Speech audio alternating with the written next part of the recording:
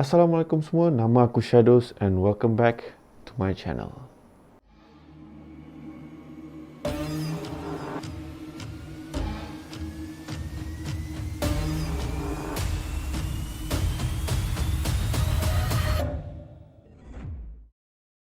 Alright, sekali lagi Assalamualaikum and selamat datang ke satu lagi episod di mana aku akan berkongsi dengan korang kisah-kisah paranormal, misteri dan juga jenayah yang pernah berlaku di dunia kita ini. Alright guys, so pada hari ini aku nak berkongsi dengan korang pasal satu bangunan lama yang terbiar, yang dikatakan seram macam haram. Faham boy. So dikatakan bangunan yang terbiar ni memang seram dia lain macam lah. Sampai ada banyak artikel ke dan ada banyak pendapat-pendapat yang memang katakan tempat ni seram macam haram. Sebab tu aku cakap macam tu. So nama bangunan tersebut adalah Casuarina Inn, which merupakan nama sebuah hotel yang diberikan pada bangunan yang terbiar tu. So apa kisah yang seram sangat pasal bangunan ni? Kalau nak tahu, jom kita layan. Alright, so Casuarina ini terletak di Taiping, Perak, alright, dekat Lake Garden punya kawasan, dan merupakan hotel yang terbiar lama sejak penutupannya pada tahun 2010. Weh, lama weh. So sejarah hotel ni, asalnya bangunan tersebut dibina untuk pihak British untuk beristirahat di bangunan tersebut. Dia macam tempat diorang relax-relax, santai, macam clubhouse semua macam tu lah. Okey, di mana pihak-pihak British, tentera-tentera diorang ke ataupun officer diorang dapat bersantai sambil menikmati pemandangan tasik di Taiping, and tak lupa juga pemandangan indah Bukit Larut Matang, and also mencapai ketenangan yang teramat sangat di kawasan tersebut. Sebab aku pernah pergi dekat Taman Tasik Taiping ni, Taman Tasik Taiping, Tasik Lake Garden dekat Taiping ni, memang feel dia lain macam, memang tenang lah kalau sesiapa pergi situ, which is why pihak British membina sebuah bangunan di situ untuk beristirahat. Alright, so selepas Malaysia mencapai kemerdekaan pada 1957, so pihak British pun apa lagi, diorang pun cabutlah daripada Malaysia ni, menyebabkan bangunan tersebut terbiar lama. Okey, bayangkan bangunan tersebut terbiar lama dari tahun 1957 macam tu, ataupun mungkin lepas tu sehingga tahun 1972. Alright, di mana kemudiannya kerajaan negeri Perak mengambil alih bangunan tersebut dan menjadikan bangunan tersebut sebagai hotel bajet untuk tetamu-tetamu ataupun pelancong-pelancong yang ingin beristirahat di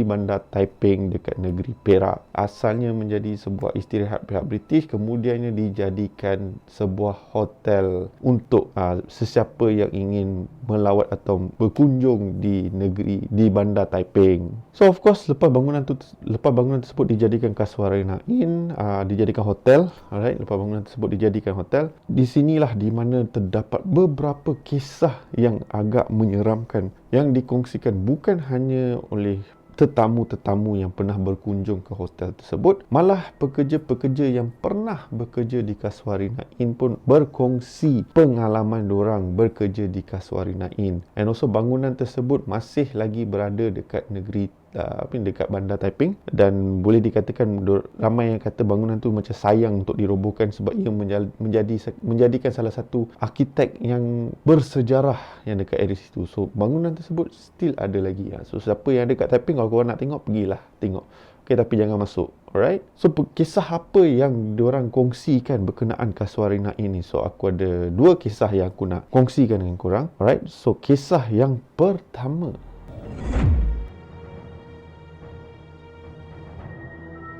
penduduk misteri ataupun penghuni di Casuarina ini dikatakan suka memindahkan orang-orang yang tinggal dekat hotel tersebut. So macam mana dia pindahkan? So sesiapa yang tengah, contohnya dah pergi dekat hotel tu dulu, orang tengah tidur ke apa ke, tiba-tiba besoknya bangun pum dekat tasik. Macam tu contoh. Tak tahu betul ke tak lah. Tapi banyak insiden yang mengatakan sesiapa yang pernah stay dekat area situ, diorang somehow digerakkan ataupun dipindahkan dari tempat yang diorang terlena tidur. Alright.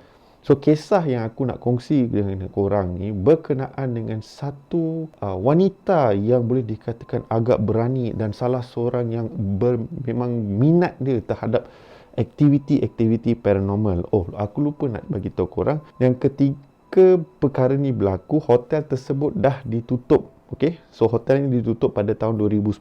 So perempuan ni yang bernama Zainun. Okay, so Zainun ni dia memang minat gila dengan aktiviti-aktiviti paranormal. So dia macam terfikirlah satu hari tu, okay, nak try masuk dekat area Kasuarina ini, just duduk dekat situ dan rasa apa pengalaman yang dia akan dapat lah. Okay, dari lepak dekat tempat tu ataupun bersantai ke apa benda lah, aku tak tahu. Okay, so satu hari ni dia pergi dekat Kasuarina Inn. So okay, fine, keadaan pada tempat waktu tu bangunan ni dah terbiar lama. Okay, biasalah, flora dan fauna pun telah mengambil alih tempat tersebut. Banyaklah pokok-pokok, rumput-rumput kan, sebab yelah tak ada orang jaga. So si Zainul ni pun decide untuk melakukan aktiviti paranormal dia tu untuk merasakan pengalaman berada dekat tempat tu. Zainul ni pun berada dekat satu kawasan bangunan tersebut di mana dia menyediakan semua perkakas-perkakas dia and also tempat yang selesa bagi dia kalau kata dia nak stay overnight ke apa, dia tidur dekat situ, at least adalah kawasan-kawasan yang selesa. So keadaan pun dah mula senja pada waktu itu and Zainun pun menyiapkan diri dia dengan membaca ayat-ayat suci Al-Quran supaya dia tidak diganggu. Okay, walaupun dia nak rasa pengalaman tersebut, tapi pada masa yang sama dia pun ingin mengambil langkah berhati-hati supaya tidak ada benda-benda yang buruk berlaku. Okay, so Zainul pun membaca ayat suci Al-Quran and pada awalnya segalanya nampak macam tak ada apa-apa, sehinggalah satu tahap di mana tiba-tiba dia terasa seperti ada orang sedang memandang dia ataupun sedang melihat dia. Okay, so pada awalnya mungkin Zainul fikir ada orang-orang dekat kawasan situ nak tengok apa benda yang tengah berlaku, tapi perasaan dia bukan macam kita tahulah manusia yang tengah usah kita ataupun benda lain yang tengah usah kita. So dia rasa macam mungkin gangguan-gangguan yang misteri ni bakal berlaku. So Zainul pun bersiap diri dan terus membaca ayat suci Al-Quran supaya tiada apa-apa yang buruk berlaku. So keadaan pun dah bertukar menjadi malam. Alright, and tempat tersebut obviously tak ada lampu ke apa, so hanya ada macam lampu suluh ataupun lilin ke apa demi setup dia lah kan, okay, untuk menerangkan tempat tu sikit. So sambil Zainul ni membaca ayat-ayat Al-Quran, alright, and then tiba-tiba dia terserempak seperti ada sesuatu yang lalu depan dia, macam sekali imbas lah, alright, and dia pun macam macam terkejut lah. Alright, so dia dah macam okay, benda dah nak berlaku dah. So Zainul pun terpinga-pinga cari apa benda yang lalu tadi kan. And again dia akan rasa macam dia terserempak dengan sesuatu tapi tak nampak. Okay, dia macam sekali imbas macam satu lembaga yang gelap lah. Alright, dia selalu macam tu. Sehingga kan satu tahap tu dia Zainul ni mengambil keputusan untuk abaikan pergerakan-pergerakan di sekeliling dia. So Zainul consider dia fokus balik lah membaca ayat suci Al-Quran dia, and then tiba-tiba dia ditepuk dekat bahu dia macam sekali pam. Dia tergerak macam tu kan, dia pun terkejut lah, siapa yang tepuk dia kan, dia pun dah jam lah. And then pada masa yang sama, macam korang selalu tahu dekat apartmen ke mana dekat tingkat atas, tiba-tiba korang akan terdengar macam bunyi-bunyi perabot bergerak, and then macam orang tengah buat kerja dekat atas. So benda yang sama berlaku dekat Zainul. Tengah-tengah dia duduk dekat situ, terkejut dengan tamparan yang dia dapat dekat bahu dia, tiba-tiba dia dengar seperti perabot dekat tingkat atas bangunan tersebut macam digerakkan. So tak masuk akal lah, bangunan tersebut dah lah dibiarkan lama, takkan ada orang nak gerak-gerakkan perabot ke atas. So Zainul pun dah macam akhirnya benda ni dah berlaku.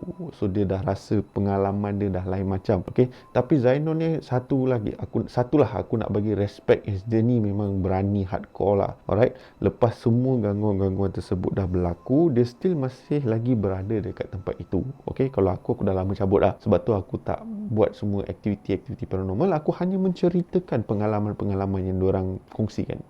So lepas semua benda tu dah berlaku, dan tiba-tiba Zainul nampak seperti ada lembaga hitam yang tengah duduk dekat hujung. Dia macam ada tempat berjalan lah, macam koridor yang tu kan. So Zainul ni macam ternampak ada sesuatu kat situ. So Zainul pun beranikan diri untuk ikutlah lembaga tersebut. Lagi dahsyat, siap ikut weh. So Zainul pun follow ke kiri, ke kanan, ke atas, ke bawah, semua berpusing. Which aku impressed because why dia tak ada sampai tahap sesat dekat bangunan tu. Kalau aku dah boleh sesat dah lah gelap weh. Dia pusing sampai satu tahap Zainon ni dah terlalu penat sebab lama dia ni follow lembaga tu tapi tak ada penghujung dia. So selepas beberapa ketika Zainon ikut lembaga tersebut, Zainon pun terasa letih. Yalah, jalan situ jalan sini, and then plus dengan debaran dia punya rasa takut tu confirm ada lah. Kita sebagai manusia ni tak tipu lah, tak rasa gerun dia. So semua perasaan-perasaan tersebut confirm akan membuat seseorang itu rasa penat, plus dengan bergerak sini sana semua. So Zainon decide untuk just duduk dekat satu tempat ni. Dia ada macam kursi-kursi lama tu, nak duduk dekat situ, relax kejap, and then lepas tu balik ke tempat mana dia siapkan semua barang-barang dia. And ada kemungkinan mungkin dia nak caw daripada tempat tu lah. So Zainon duduk, relax, tenangkan diri semua, and tanpa dia sedar Zainon pun tertidur. So macam aku cakap awal tadi, sesiapa yang tertidur dekat bangunan tersebut akan dipindahkan lah ataupun digerakkan ke tempat-tempat yang korang tak expect. So macam kes Zainon ni, apa yang berlaku ketika awal pagi, Zainon tersedar, and bila dia tersedar, dia berada di luar kawasan bangunan Casuarina ini. Dia berada dekat luar dah. Dia pun terfikir, rasanya semalam tu time aku tertidur, aku dekat kawasan kursi dekat dalam bangunan. Macam mana aku boleh ada dekat luar hotel lah? So consider dahsyat lah, digerakkan dari satu tempat ke satu tempat yang lain. And bukan dia saja digerakkan, segala perkakas dia yang dia bawa pada malam itu semua dicampak luar, dengan termasuk Zainon sekali lah. And the best part, barang-barang dia semua ibarat macam betul-betul dicampak oleh manusia semua, like berterabur lah. Segala kain ke baju ke apa benda semua berterabur. And Zainon pun rasa macam okay, what, benda ni agak serius, dia tak nak ada dekat-dekat dengan kawasan tu dah. So Zainon pun caw daripada area tersebut. So apa pendapat korang pasal kisah yang pertama ni? Dahsyat kan?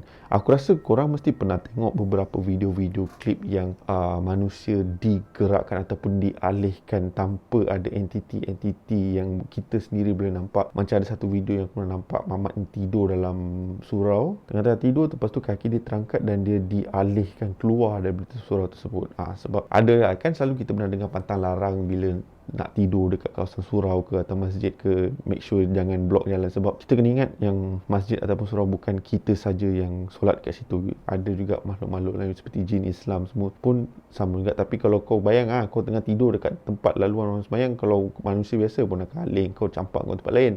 So dia lebih kurang macam tu, right? So tu kisah yang pertama aku. So kisah yang kedua,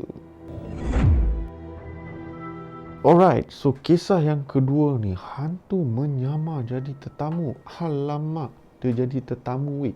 So pengalaman ni dikongsikan oleh salah seorang pekerja di Casuarina Inn. Okay, so pekerja tersebut pernah menjadi seorang penyambut tetamu dekat Casuarina Inn ni agak lama lah. And mengikut kisah yang dikongsikan oleh Encik Makruf, Encik Makruf yang pernah bekerja dekat hotel tersebut, dia menceritakan yang kisah asal usul hotel ni ditutup bukanlah sebab kata tak ada duit nak sambung pembiayaan hotel tersebut ke apa, tapi tak ada siapa yang nak bekerja dekat hotel tersebut akibat terlalu keras. Keras as in seram, bukan keras dinding apa tu, keras seram. Alright, so disebabkan tempat tu terlalu seram, ramai pekerja-pekerja semua yang mana bekerja dekat situ, kerja 2-3 bulan, lepas tu caw. And dia punya kira komitmen orang bekerja dekat situ tak lama lah. Sebab itu hotel tu pun ditutup sebab tak ada orang nak bekerja. Macam mana hotel nak jalan, betul tak? So antara perkara-perkara yang seram yang pernah berlaku dekat Casuarina ini, so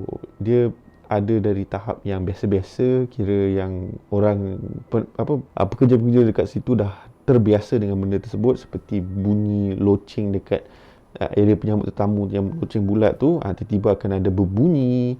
And then tandas tetamu yang dekat luar-luar area kawasan luar tu, tiba adalah pipe dibuka lah, diflashkan lah. And then ada sampai tahap nampak bayangan bergerak pada waktu malam. And then tetamu-tetamu diganggu dekat bilik-bilik semua, seperti pintu diketuk, bunyi perabot bergerak dekat atas dan macam-macam lagi lah. Okay, tu consider bagi pekerja-pekerja yang bekerja dekat situ, kata tu semua level-level biasa je, tak ada yang hardcore sangat.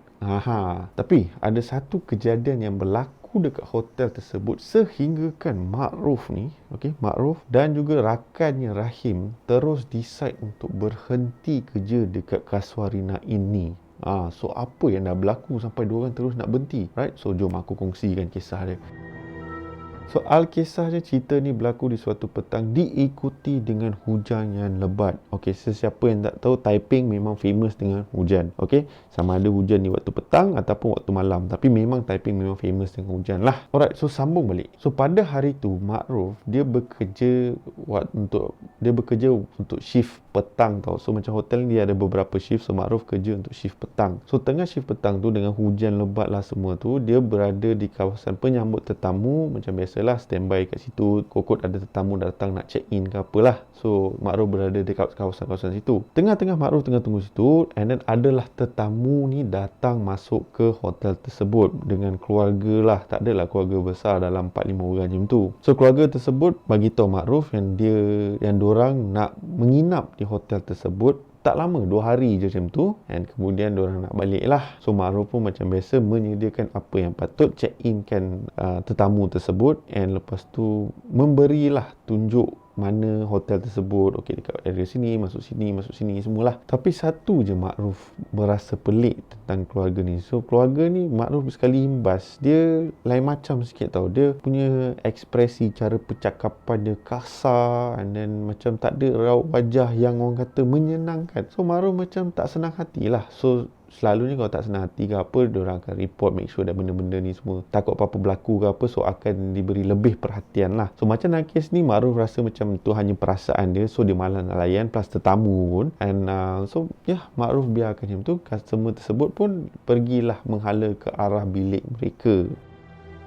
So tak lama kemudian, so macam aku cakap tadi, tetamu ni datang pada waktu petang, and then dekat beberapa jam macam tu, customer daripada bilik tersebut membuat panggilan kepada area kawasan penyambut tetamu tu sebab dia nak buat request untuk order room service. So tetamu tersebut nak order room service sebab kata malas nak keluar lah apa, and makanan yang diorderkan oleh tetamu tersebut boleh dikatakan banyak memang banyak dah, macam kenduri pula kan makanan dia. Tapi Makruf pun macam layan biasa, ambil order-order tersebut dan hantar kepada restoran yang menyediakan makanan-makanan tersebut. Dan kemudiannya salah satu daripada waiter yang berada dekat restoran menghantar makanan dekat bilik tetamu tersebut. So bila waiter ni sampai ke bilik tersebut, waiter ni ketuk lah macam biasa, ketuk pintu sebab nak bagi makanan. Takkan nak letak makanan fresh dekat luar kan, nanti takut kena curi ke apa ke, rosak ke apa kan, siapa nak tanggungjawab.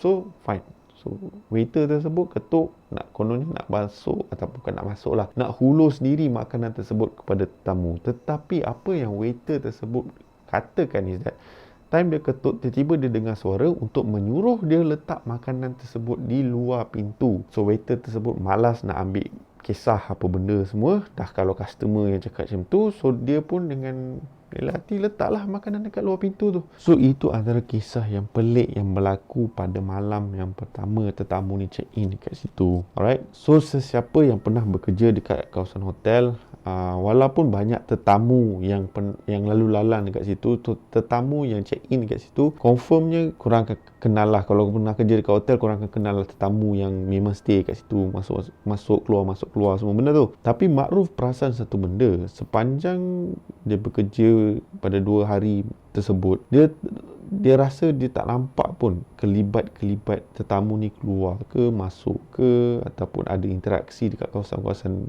hotel tersebut. So sekali lagi Makruf abaikan perasaan tersebut sebab dia mungkin fikir mungkin time dia tak bekerja, contoh waktu siang ke apa ke, diorang keluar, dia tak perasan. Alright, so fine. Lepas masuk hari yang ketiga, patutnya keluarga ni check out pada hari yang kedua. So hari ketiga dah muncul, Makruf rasa macam bilik tu still block. Bilik yang tetamu tersebut check in masih block, and dia pelik, tetamu ni plan untuk untuk stay kat situ selama 2 hari.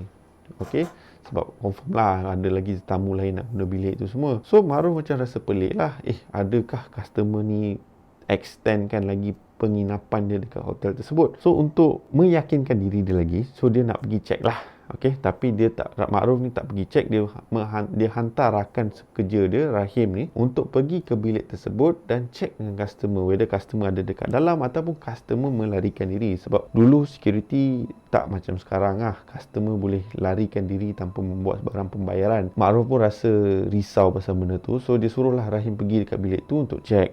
Okay, so sesampainya Rahim dekat bilik tersebut, Rahim macam biasalah ketuk 3 kali dekat pintu tu nak cek kokot ada customer kat dalam. Takkan nak terus serbu kan. Kalau kan masuk serbu, kalau ada tetamu yang tengah mandi ke apa ke, dah satu hal, satu kes pula. Okay, so Rahim make sure dia ketuk dulu, and then lepas dah ketuk, tapi Rahim rasa pelik. Dia rasa macam dia dengar macam ada bunyi kipas, macam bunyi aircon dekat dalam bilik tersebut. So confirm lah Rahim rasa macam ni confirm ada orang kat dalam ni. Tapi sebab ketukannya tak dilayan, so Rahim pun membuka pintu tu dengan perlahan-lahan, tak nak terus jegar masuk. So dia buka perlahan-lahan, and then dia intai-intai sikit and excuse me, housekeeping macam tu kan.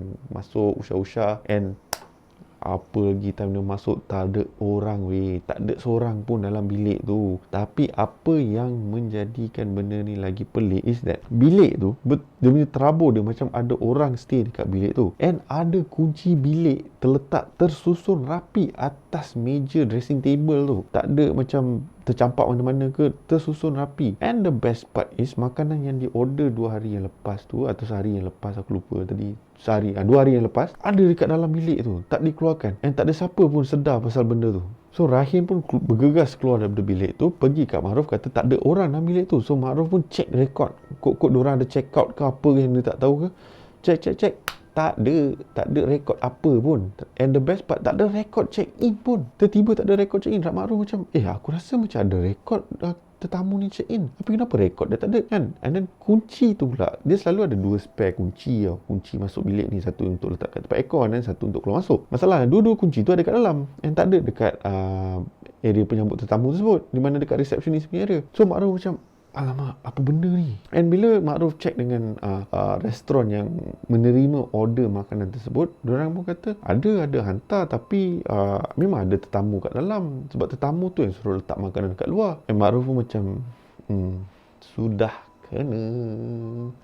So Ma'ruf pun pada saat itu dia macam membuat pilihan untuk tak bekerja lagi dekat area situ. And then Rahim, rakan sepekerjanya pun membuat keputusan yang sama, disebabkan terlalu banyak jenis gangguan yang berlaku dekat area situ. So diorang decide untuk caw daripada tempat itu sebelum apa-apa benda yang tak diingini berlaku.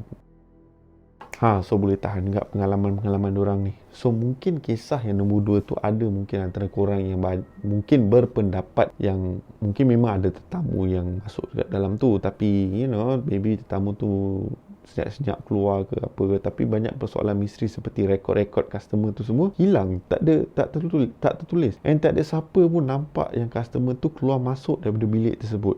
So banyaklah persoalan dia, and banyak lagi kisah-kisah yang menyeramkan yang pernah berlaku dekat hotel ni. Tempat tu, aku cakap dengan korang, tempat tu terlalu seram sampaikan hari ni, kalau katakanlah sesiapa yang nak buat aktiviti-aktiviti paranormal dekat area dekat situ, kalau polis nampak, polis akan datang dan halau korang daripada tempat tu. Sebab apa? Terlalu banyak gangguan yang kena dekat area situ tau. So apa yang membuat benda ni menarik ataupun interesting is that Casuarina ini terletak berdekatan dengan penjara Taiping. And the best part, hotel tersebut terletak di tempat orang penjenayah-penjenayah digantung sampai mati.